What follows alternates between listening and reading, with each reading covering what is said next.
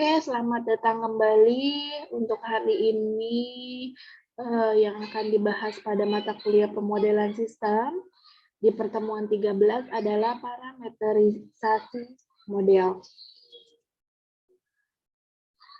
Di mana referensi yang kita gunakan pada pertemuan 13 ini tentang parameterisasi model adalah dari bukunya Simatupang halaman 206 sampai 225, website dari Math is Fun sama website Math Insight. Ini adalah referensi yang kita gunakan. Kemudian topik yang akan dibahas yaitu parameter dan metode parameterisasi model. Kita akan bahas dulu yang pertama yaitu parameter. Di sini ada pengertian parameter, didefinisikan menjadi 4. Yang pertama adalah sistem memiliki parameter tertentu, contohnya gaya tarik gravitasi bumi, jumlah loket dalam antrian layanan bank, dan lain-lain. Kemudian untuk pembuatan model, parameter-parameter yang perlu disertakan harus diperkirakan nilainya atau estimasi parameter dengan tepat. Jadi untuk pembuatan model itu kita harus perkirakan dulu nilainya atau estimasi dari parameternya itu secara tepat. Kemudian yang ketiga adalah estimasi parameter. Nah, dalam estimasi parameter ini, dalam model disebut proses parameterisasi. Nah, jadi estimasi parameter ini disebut proses parameterisasinya. Kemudian yang keempat adalah kesalahan dalam menentukan nilai parameter. Nah, adanya kesalahan ini dapat membuat model yang dihasilkan tidak sesuai dengan performansi sistem nyatanya. Kemudian ada jenis formulasi. Di sini dibagi menjadi 2 jenis formulasi, yaitu yang pertama ada jenis formulasi model dapat dilakukan dalam beberapa bentuk, yaitu yang pertama model analitik atau matematika, model heuristik, sama model simulasi. Kemudian masing-masing mempunyai prosedur formulasi model yang berbeda. Jadi dari ketiga model ini mempunyai prosedur formulasi model yang berbeda.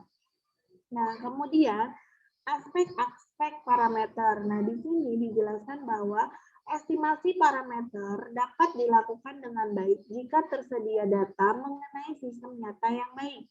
Jadi, estimasi parameter itu dapat dilakukan apabila tersedianya data pada sistem nyata yang baik. Nah, terus di mana data-data yang baik memiliki ciri-ciri sebagai berikut. Nah, data yang baik itu memiliki ada ciri-cirinya. Kita bahas yang pertama, yaitu ketersediaan data menyangkut kemudahan melakukan pengukuran, ada tidaknya data yang diperlukan, kerahasiaan data, dan kualitas. Nah, jadi untuk kesediaan datanya itu harus mudah dilakukan pengukurannya. Lalu ada nggak sih data yang diperluin dari si sistem itu atau model itu? Kemudian kerahasiaan datanya apakah itu bersifat sangat rahasia atau diketahui oleh publik, sama kualitas dari datanya. Kemudian kualitas data dipengaruhi oleh, nah kita bahas kualitas data itu dipengaruhi apa saja? Cara pengukuran, instrumen pengukuran yang dipergunakan, variability data, menyangkut seragam tidaknya data, dan bisa diatasi dengan mendapatkan data yang banyak. Jadi ini adalah yang mempengaruhi kualitas, yaitu instrumen pengukurannya, cara mengukurnya, sama variabel datanya. Kemudian yang ketiga adalah kecukupan data. Kecukupan data di sini menyangkut apa saja, yaitu ada banyaknya data yang dikumpulkan dan kelengkapan data yang diperlukan. Kemudian, selain dari 3 tadi, aspek-aspek parameterisasi juga masih ada 2 lagi, yaitu yang keempat, kesulitan dalam ketersediaan data untuk menentukan parameter dapat diatasi dengan. Nah, ini cara mengatasi kesulitan pada saat penentuan parameter ya, yaitu yang pertama ada penggunaan standar yang berlaku, data dari sistem sejenis, sama perkiraan atau judgement. Ini adalah cara mengatasi dari kesulitan kesediaan data pada parameter. Kemudian, yang kelima, ada jenis dari sistem juga menentukan upaya penentuan parameter. Jadi, jenis dari sebuah sistem pun menentukan upaya penentuannya. Apa saja di sini? Yang pertama adalah sistem deterministik, yaitu relatif memerlukan jumlah data yang sedikit untuk mendapatkan suatu parameter tertentu. Lalu yang kedua adalah sistem probabilistik. Dia umumnya memerlukan jumlah data yang lebih banyak untuk mendapatkan nilai suatu parameter. Jadi, kalau deterministik itu jumlah datanya sedikit, kalau probabilistik itu jumlah datanya lebih banyak. Nah, ini adalah contoh parameter. Di sini ada sebuah rumus. H ini adalah sebuah function. Year ini bisa disebut argumen atau variabelnya, sama dengan 20 adalah parameternya, dikali year, yaitu dia bisa sebuah variabel. Nah, tree height is a 20 cm for every year. Jadi, si tinggi dari si pohon ini akan bertambah setiap 20 cm per tahun. Jadi kita anggap saja kalau misalnya di sini tahunnya adalah 2, berarti kan kalau misalnya 2 tahun, berarti 20 dikali 2 menjadi 40. Begitu ya. Atau misalnya dia 3 tahun, berarti 20 dikali 3, berarti dia akan bertambah tingginya 60 cm dari tinggi awalnya. Seperti itu ya contohnya. Kemudian di sini juga dibahas tentang parameter. Apa itu parameter? Yang pertama ada nilai yang sudah dibangun ke suatu fungsi. Parameter adalah besaran yang mempengaruhi keluaran atau perilaku objek matematika tetapi dianggap konstan. Jadi si parameter ini disebut adalah nilai yang sudah dibangun ke suatu fungsi atau juga besaran yang mempengaruhi keluaran atau perilaku objek. Kemudian selanjutnya adalah atribut unik khas dari suatu objek atau populasi yang nilainya konstan. Kemudian parameter terkait erat dengan variabel. Lalu yang selanjutnya, karakteristik dimensi properti atau nilai yang dapat ditentukan, terukur dan konstan atau variabel dipilih dari sekumpulan data atau populasi karena dianggap penting untuk memahami suatu situasi atau dalam memecahkan masalah. Jadi karakteristik dari parameter ini tuh bisa dianggap penting untuk memahami suatu situasi dalam memecahkan masalah.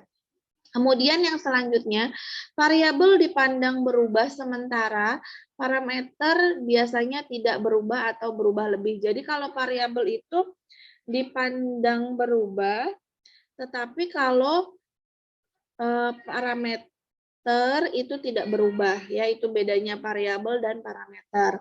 Terus, dalam beberapa konteks, seseorang dapat membayangkan melakukan beberapa eksperimen, di mana variabel berubah melalui setiap eksperimen, tetapi parameternya tetap selama setiap eksperimen, dan hanya berubah di antara eksperimen. Nah ini, jadi kalau dalam beberapa kasus atau konteks itu, kalau variabel itu akan berubah seiring dengan eksperimen-eksperimen yang dilakukan. Tetapi kalau parameter, dia tidak akan berubah. Nah, berubahnya nanti mungkin di antara eksperimen itu, kalau misalnya memang membutuhkan parameter baru.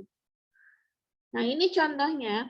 Di sini ada fx sama dengan a x2 ditambah bx plus c.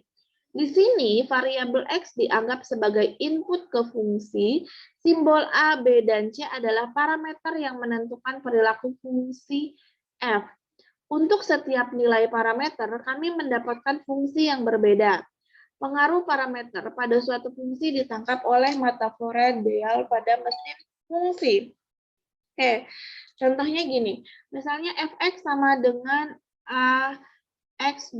Nah, X-nya di sini A misalnya 1, B2, C3. Berarti kan Fx sama dengan 1X pangkat 2 plus 2X plus 3. Nah, nanti nilai dari Fx ini adalah penjumlahan dari nilai yang sudah tadi ditentukan. Di simbol ABC-nya itu sudah dimasukkan parameternya atau nilainya. Seperti itu. Nah, kemudian contoh perancangan eksperimen. Nah, Sebuah perusahaan tekstil memiliki mesin tenun dalam jumlah besar. Mereka ingin mesin-mesin tenun homogen tersebut sehingga dapat menghasilkan kain dengan kekuatan yang sama. Insinyur proses karena adanya variasi kekuatan kain dari mesin tenun yang sama, kemungkinan terdapat pula variasi signifikan dari kekuatan kain antar mesin tenun. Nah, kemudian untuk meneliti hal ini, ia memilih 4 mesin tenun secara acak dan melakukan 4 kali pengukuran kekuatan kain yang dihasilkan masing-masing mesin tenun. Eksperimen ini dilakukan dalam urutan acak. Ini adalah contoh suatu eksperimen. Jadi, dia mempunyai mesin tenun, jumlahnya banyak, terus dan homogen ya, mungkin sama semuanya. Lalu si insinyur ini dia melakukan eksperimen untuk kekuatan si kainnya pada mesin tenun itu. Kalau dengan mesin yang sama, apakah kekuatan kainnya juga sama? Nah, eksperimen ini tuh dilakukan secara acak. Nah, yang kedua yang akan kita bahas adalah metode parameterisasi model. Nah, metode parameterisasi di sini ada 3, ya dibagi menjadi 3, yaitu yang pertama adalah metode objektif, di mana metode objektif juga dibagi 2 lagi, yaitu statik dan standar. Statik adalah kuadrat terkecil, min, standar adalah ISO, SI, dan lain-lain.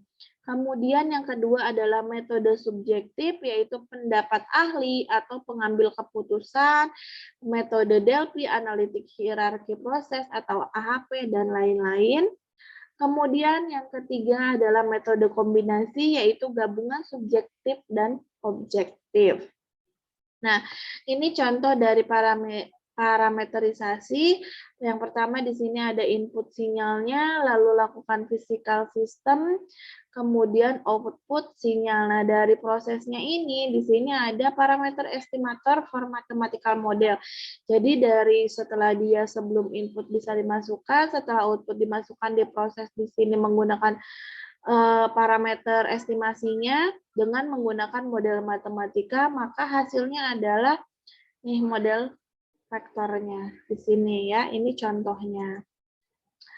Kemudian parameterisasi juga ada 2, yaitu deterministik sama stokastik, di mana deterministik itu mendekati persamaan galat atau kesalahan, kemudian dekatkan kesalahan keluaran. Jadi kalau deterministik itu dia lebih ke mendekati persamaan kesalahan dari sebuah model itu sama kesalahan dari keluarannya itu apa. Kemudian yang kedua adalah stokastik, yaitu kuadrat terkecil, metode momen, kemungkinan maksimum. Nah, sebenarnya deterministik sama stokastik sudah kita bahas di pertemuan sebelumnya ya. Oke, terima kasih untuk hari ini. Sampai jumpa di pertemuan selanjutnya dan video pembelajaran selanjutnya.